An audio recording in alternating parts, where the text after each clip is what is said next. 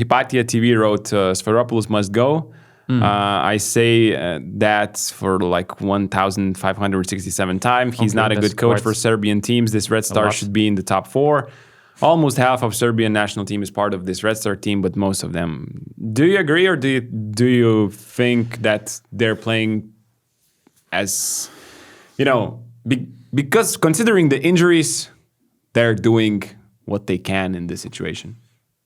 I feel like that, like you just said. I don't think it's a good idea to do what they did last season. Was it last season they changed the coach after the first? Yeah, every season. So every season, maybe. But it happens every time. Like Zvezda is, I think, the team with most changed coaches in the history. Like if you check the coaching history, head coaches history, they would have so many names in the last 24 years. Let's say you can take whatever period you want.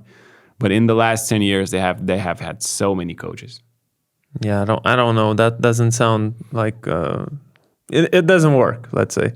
And who is the coach? You're gonna replace Sfairopoulos with Duško again? It's not gonna happen. Duško has to get another job before he returns either to Baskonia or to Zvezda. So it has to be cycle. You have to follow the cycle. But no, I don't think it's. I just don't think the issue is in the coach. That's the thing. And I just think it's the same thing. Like they think their roster is good when it's not that great.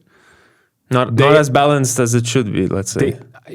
I just think they overvalue a little bit what they have, and they could be playing better right now. But it's a tough situation for coach. Come on, like you don't have your main center in a short-handed lineup with with 3 injuries, 2 of them really important. That's not easy. I mean, if Sfairopoulos' position although I have to admit, this position in Zvezda is really very fragile. And even though Sfairopoulos started the season well, even though he had all those titles, he's in a position where you can never feel relaxed or confident about your future. And this loss obviously doesn't help. But if you even question his position or future in Zvezda, just to quote Mr. Šarūnas Jasikevičius, then I don't know anything about basketball. Because we're talking about the head coach who, they won the Serbian Cup last year, right?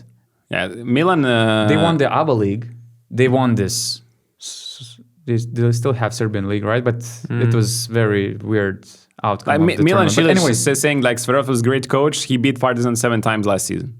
And they start season well.